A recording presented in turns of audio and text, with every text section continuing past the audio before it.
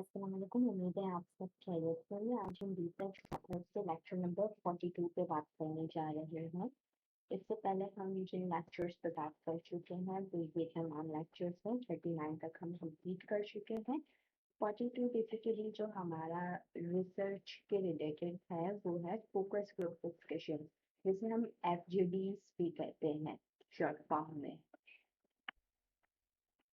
जैसे मैंने अभी आपको बताया कि ये फोकस ग्रुप डिस्कशन के रिलेटेड है, यानी FGD। अब अगर हम हैंड आउट पे चलें तो इसे समझाने के लिए एक सिंपल एग्जांपल से हम समझते हैं कि FGD है क्या, यानी कि फोकस ग्रुप डिस्कशन है क्या। कोई भी एक विजिटर जा रहा है, वो एक हाउस पे रुकता है और वो पता करता है, उसे जिस शख्स के बारे में पता करना है।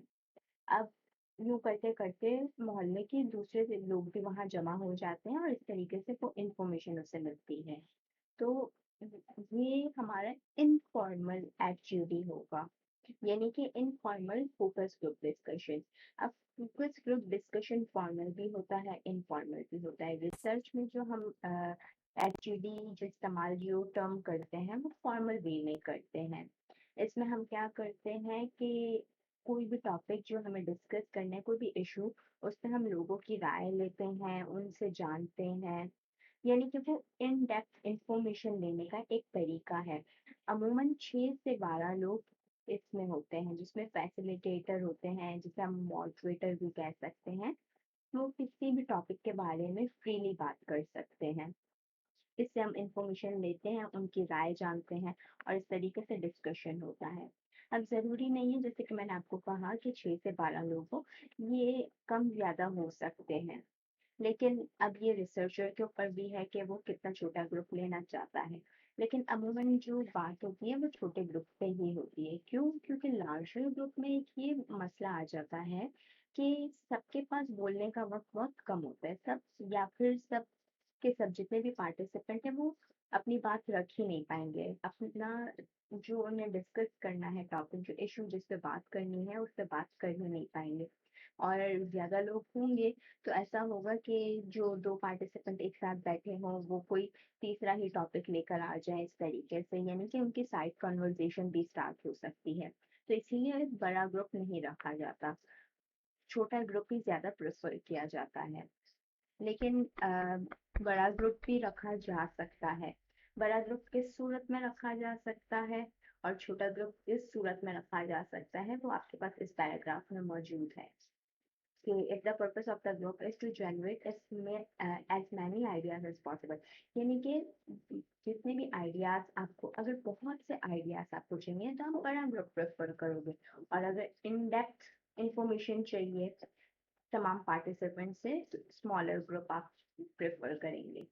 पर्पस क्या होता है FGD का? जैसे मैं आपको पहले भी बता चुकी हूँ, इसका पर्पस ये होता है कि हम इन डेप्थ इंफॉर्मेशन लें।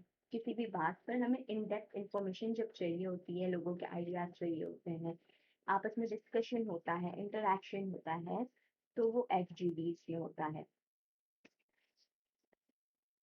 फॉर्मल फोकस ग्रुप और इनफॉर्मल फोकस ग्रुप, इसे हम स्टार्ट में ही बात कर चुके हैं।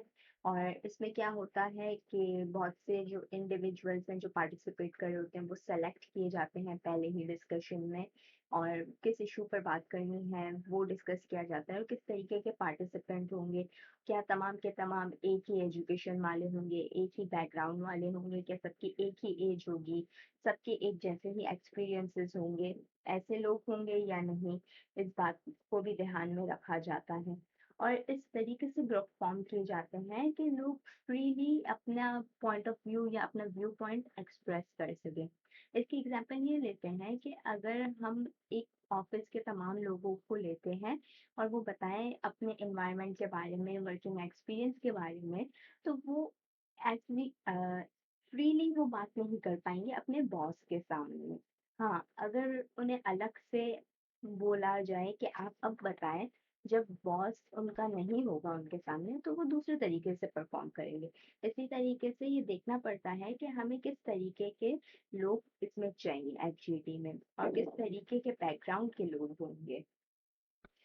नेक्स्ट, ये बहुत इम्पोर्टेंट टॉपिक है कि एफजीडी जो हम करते हैं फोकस ग्रुप डिस्कशन, वो हम डिजाइन किस तरीके से करेंगे, उसमें मतलब कौन कौन से लोगों में किस कैटेगरी की बातें होंगी, क्या होगा, तो वो हम किस तरीके से एफजीडी कंडक्ट करते हैं। सबसे पहले तो हम प्रिपेयर करते हैं, हम टॉपिक प्रिपेयर करते हैं, हमें क्वेश्चंस क्या पूछने उस पर प्रिपरेशन होती है।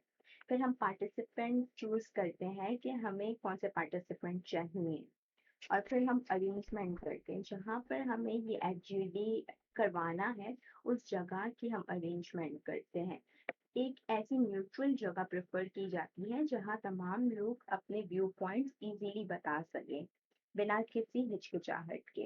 उसके बाद जब सेशन परफॉर्म किया जाता है तो उसमें हमारे पास एक फैसिलिटेटर, जिसे हम मॉडरेटर कहेंगे, वो भी हो सकता है, और साथ में एक रिकॉर्डर होता है जो रिकॉर्ड करता है इंफॉर्मेशन। अब फैसिलिटेटर की क्या क्या फंक्शंस होंगे। सबसे पहले तो फैसिलिटेटर जो डिस्कशन सपोर्ट करेगा, किस तरीके से। सबसे पहले तो वो इंट्रोड्यूस करेगा सेशन को कि सेशन किस बारे में क्या है, किस तरीके से है, पूरा इंफॉर्मेशन दे देगा। फिर जैसे ही स्टार्ट होगा सेशन, तो वो डिस्कशन बढ़ाने की कोशिश करेगा, ऐसी बातें करेगा कि जिससे लोग इन्वॉल्व हों और डिस्कशन आगे बढ़े। लेकिन वो अपने व्यू पॉइंट नहीं देगा, खुद के व्यू पॉइंट नहीं दे सकता, उसे लोगों के यानी कि पार्टिसिपेंट के व्यू पॉइंट लेने हैं, खुद का उसे व्यू पॉइंट नहीं देना। और इसमें कोई भी राइट या रॉन्ग चीज नहीं होगी, तमाम के तमाम आंसर्स रिकॉर्ड होंगे, वर्बल भी और नॉन वर्बल भी। इसके साथ साथ क्या है, avoid being placed in the role of expert. जैसे मैंने कहा कि वो एक्सपर्ट के तौर पर नहीं होगा। क्यों नहीं होगा? क्योंकि अगर वो बोलेगा कि ये चीज राइट है, तो तमाम के तमाम पार्टिसिपेंट सोचेंगे कि हाँ, हमें ये आंसर इन्हें सुनना है, तो हम भी इस चीज को राइट बोल देते हैं। तो इस तरीके से हमें जो चाहिए इंफॉर्मेशन वो हमारे सामने नहीं आ पाएगी। इसके साथ साथ टाइमिंग भी कंट्रोल करता है फैसिलिटेटर। सेशन की टाइमिंग, ऐसा नहीं कि एक ही क्वेश्चन पे इतना ज्यादा टाइम दे दिया, बाकी क्वेश्चन को उसने टाइम दिया ही नहीं, तो वो टॉपिक हमारा कवर ही नहीं हो सकता। इस तरीके से नहीं करना है, टाइम भी मैनेज करना है। और लास्टली ये क्या है कि take time at the end of the meeting to summarise, check for agreement and thank the participant. आखिर में क्या, कि सब कुछ इन दी एंड समराइज करेगा, और फिर आखिर में जरूरी है कि वो तमाम के तमाम पार्टिसिपेंट को थैंक यू करे। इस तरीके से हमारा ये टॉपिक एंड होता है। नेक्स्ट लेक्चर तक के लिए अल्लाह हाफिज।